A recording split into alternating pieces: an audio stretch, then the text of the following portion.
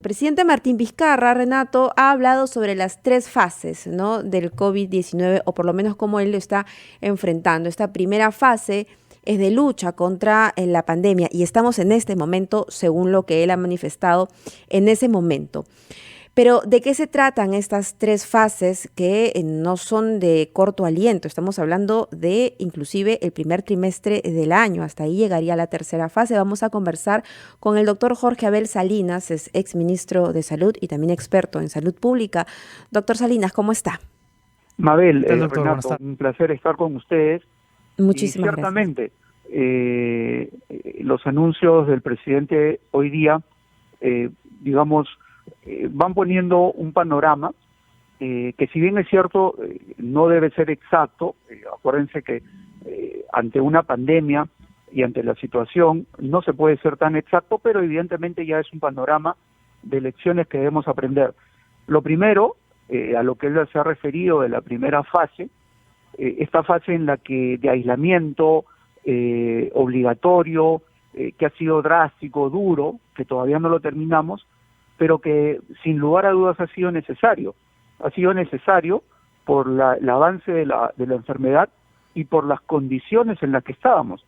No nos olvidemos que lamentablemente no tuvimos oportunamente, por ejemplo, las pruebas diagnósticas, que sumados a un aislamiento domiciliario drástico hubieran tenido un efecto diferente, como por ejemplo ha ocurrido en Chile.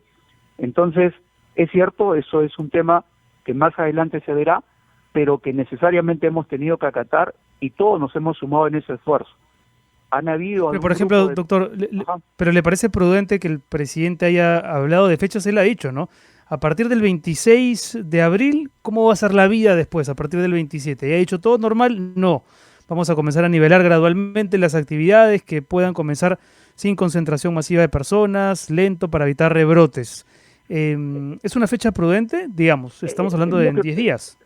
Claro, lo que pasa es que también es cierto que el brote no va a estar controlado, eso es cierto, vamos a seguir teniendo muchos casos y lamentablemente los servicios de salud, por la precariedad que todos conocemos, van a verse en dificultades serias, eso es cierto.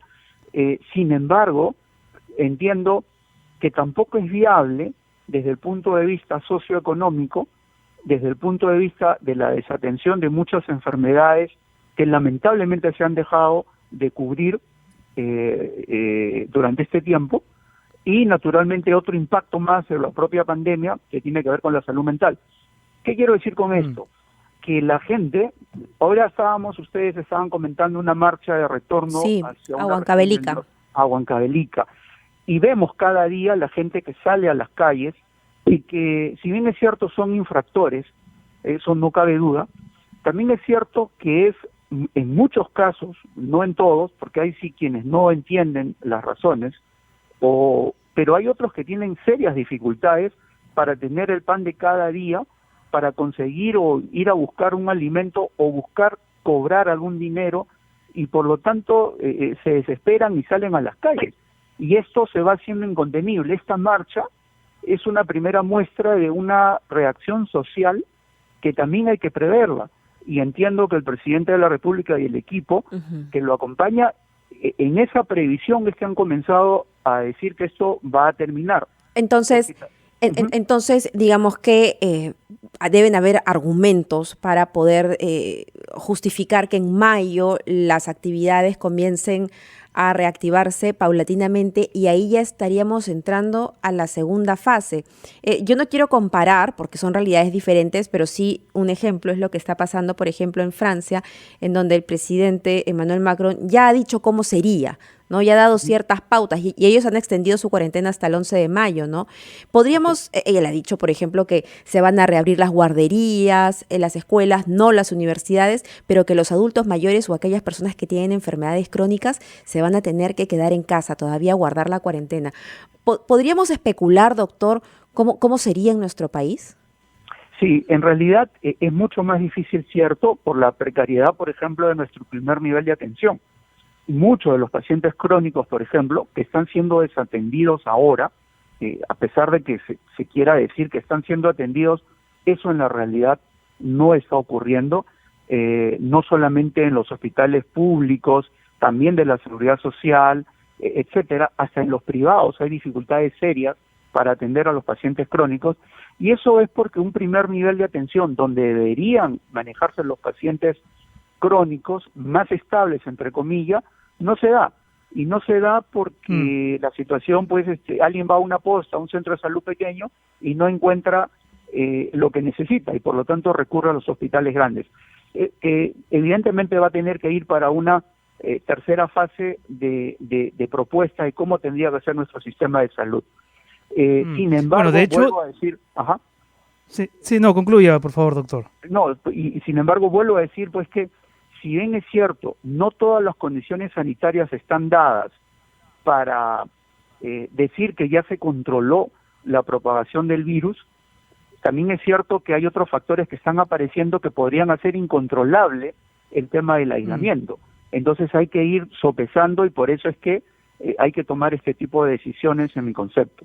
Usted es experto en salud pública, ha sido ministro de Salud y hoy el presidente dijo que al inicio del 2021 deberíamos enfocar, el desafío debería ser pensar en un país donde la salud y la educación ya no sean como han sido hasta ahora.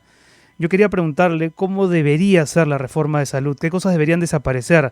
Los seguros privados, por ejemplo, esta bendita idea de que en el Perú el que no tiene seguro privado se muere, deberíamos desterrarla. ¿Cómo hacer para que los peruanos podamos aspirar a una atención igualitaria? Ojo que estamos en el año en que en teoría, ¿no?, de la universalización de la salud. Así es, Renato. En primera instancia, es cierto, solamente para mencionar, la segunda etapa va a corresponder a la reinserción gradual, probablemente por grupos humanos, laborales y por áreas territoriales, en función a actividad económica, la reinserción progresiva, algo que veníamos diciendo hace varias semanas.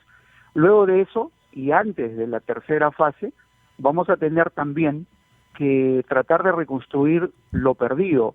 En realidad, recordemos que no solamente veníamos con un servicio de salud deteriorado, precario, sino que va a salir mucho más deteriorado después de esto, y tenemos que tratar de volver por lo menos al nivel que estábamos, así fuera todavía rezagado. Y la tercera fase, es cierto, ¿cómo queremos que sea el sistema de salud? Y en realidad esa reforma a la que bien Renato, Mabel, hacen ustedes mención, es cierto, es algo que tiene que tener ciertas características y que va a tener una discusión larga y una acción conjunta de mucho consenso. Esto no se va a poder construir, creo yo, en un gobierno que esté de salida. La discusión podrá iniciarse, pero yo creo que va a tomar un poco más de tiempo con nuevas autoridades que se den después de abril del 2021. ¿Qué es lo que estoy planteando o diciendo? Necesitamos un sistema de salud verdadero que sea articulado.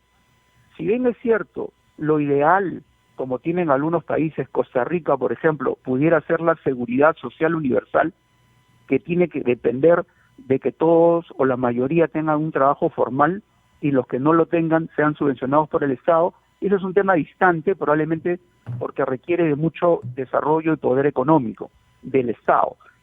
Sin embargo, como estamos no perdiendo de vista ese horizonte, debemos construir y tratar de que se articulen de alguna manera en los servicios públicos de salud, de los gobiernos regionales, las sanidades, los privados, los municipalidades, etcétera, que brindan salud y que tienen que articularse. Y seguramente esa articulación, en mi concepto, en nuestra propuesta, es que va a tener algunos ejes, como por ejemplo la gestión del financiamiento. El financiamiento en salud va a tener que responder a un modelo, a un objetivo claro que tengamos los peruanos, independientemente que cada quien maneje su presupuesto y su propio fondo, tendrán que estar alineados en algún tipo de objetivos. Doctor Salinas, Yo creo que en esa fase que aún es lejana, porque nos han dicho, y el presidente ha dicho que recién será el próximo trimestre, merece ser analizada con mayor tiempo. Lamentablemente ya no tenemos más, pero sin duda vamos a tener semanas y meses para discutir cómo será el futuro próximo en nuestro país. Sí, Noel, si solo me permite 10 segundos. Sí, por favor. Un sistema de salud verdaderamente articulado que se dé preferencia a un modelo preventivo promocional y reforzando el primer nivel de atención en consecuencia. Y eso pasa además por la digitalización en salud. Salud de calidad para todos. Así es. Muchas gracias. Habrá tiempo de discutirlo Gracias. más. Claro que sí. Sí, sin duda, sin duda. Gracias, doctor Salinas.